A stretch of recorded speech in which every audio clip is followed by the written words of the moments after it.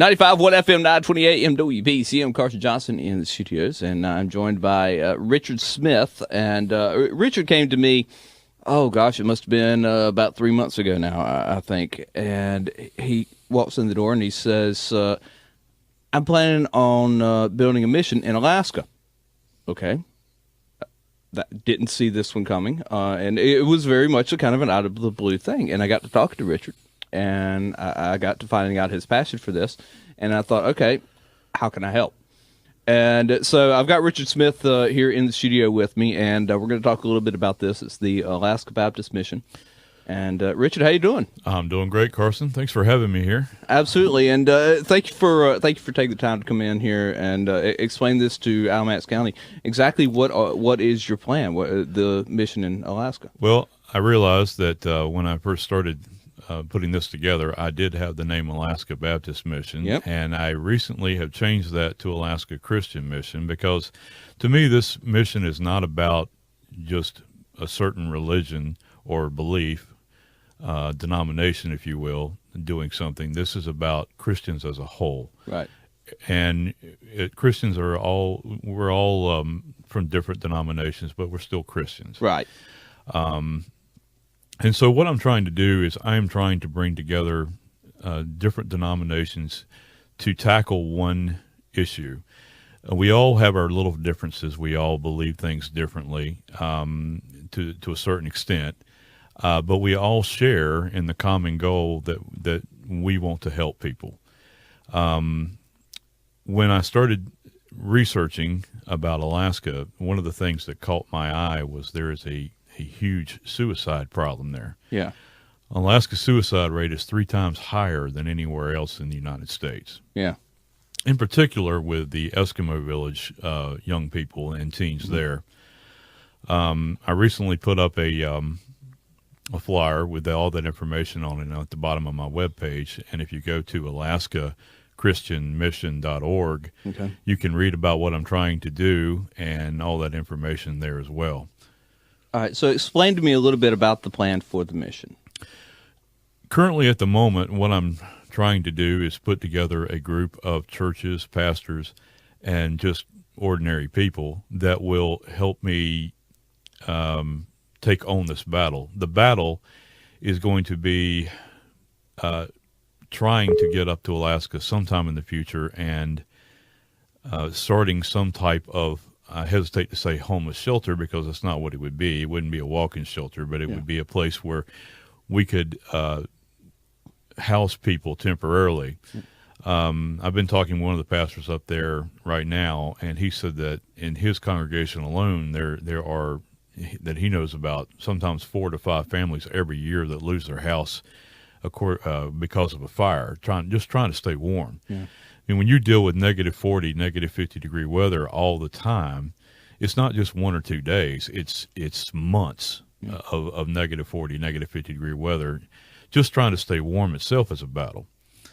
I think the biggest thing, though, that I'm trying to do is I want to bring awareness, number one, to the suicide problem there. Mm-hmm. I worked with young people for most of my life, coaching soccer. I've coached at a couple of different high schools. I wanted to be a youth minister at one time. I still wouldn't mind doing that. And working with young people has given me the feeling that, you know, when I read that suicide was so high there in young people, that really touched my heart. Yeah. And that's where the research began. If you go on YouTube, there's a video called Down and Out in Anchorage, Alaska. It's done by the Weather Channel. It's about 30 minutes, and it briefly touched on the homeless problem there with teens and young people. So if you get a chance, please check that video out on YouTube. And then from there, I just started doing research. I realized after talking to people and finding out information, there are actually a lot of families there, moms and dads, families with young children that are sleeping in tents right now in negative 40, negative 50 degree weather because they have nowhere else to go. Yeah. Part of the problem with Alaska is it's very expensive to live there. Yes. So you're paying $1,000 or more for rent for a 1 or 2 bedroom apartment. And if you do some research, you'll find or you'll hear that jobs pay better there, but most of those jobs are seasonal. So you may only work during the summer for 3 or 4 months, and then you're doing unemployment or whatever for the rest of the time. So it almost it's kind of hard to explain, but the economy there is really bad. There have been shelters in the past that have had to close their doors there because the funding is just not there to keep it open.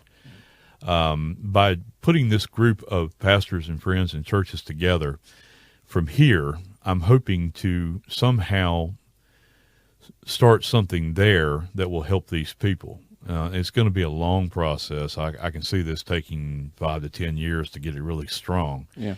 But you've got to start somewhere, you know. And I think part of what is going to be great about it is the journey. Yeah. Now, have you selected your location in Alaska yet? Well, I've kind of been looking in a couple of different places. The area that really comes to my mind first is the Kenai Peninsula area, which is down below Anchorage. It's that massive land down there. There is currently no homeless shelter for families there, and this is a long stretch, a big piece of land.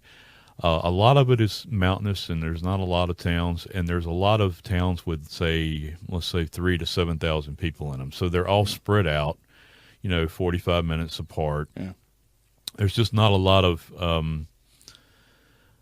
things there to help people because there's such a small population there. Places like Anchorage that have about 307,000 people living there, now they have these services there that are available. But even with that, they are being overrun by the need versus the ability to help. All right, so now you're working with pastors here in the Alamance County area, right? Right. I attend Mount Zion Baptist Church, which is on Greensboro Chapel Hill Road. My pastor and friend, Andy Clapp, is here, and I wanted him to come in and maybe say something. I've been in talks now with Pastor Tyler Moore of Rock Creek United Methodist Church in Snow Camp, and I'm talking now with Marcus Wall, who is the pastor at Cane Creek Friends Meeting. Now, the difference is I am Baptist, Pastor Tyler Moore is Methodist, and Marcus Wall, the pastor of Cane Creek, is a Quaker. Yeah. I would love to invite other denominations to come in and join us. Yeah. The Seventh-day Adventist Mormons, the Catholics, the Presbyterian, the Lutherans. Yeah. All these denominations, we all share in that common goal of we want to help people. Yeah. And if we take all our little differences and put them aside and focus just on that, I think that would be something great. All right. So now, how can folks get in touch with you? Well, if you go on my website at alaskachristianmission.org, there at the very top there is almost like a business card. There's my email address at alaskanchristianmission@gmail.com, along with my phone number. It's my cell number. You can call me anytime. There's a link to my Facebook page on the right-hand side where you can click on that, send me a friend's request if you like, or just send me a message through that. I'm free and open to talk to anyone anytime if you got any questions. All right, and here's the other key. How can folks help out? Well, right now, my goal and what I'm hoping to do is actually spend anywhere from 2 to 6 weeks, depending upon how much money I can save up for it, in Alaska this summer. Yeah. I actually want to go up there, spend time up there. I have a couple of pastors that have offered to let me stay with them when I come up there, show me around, talk to me.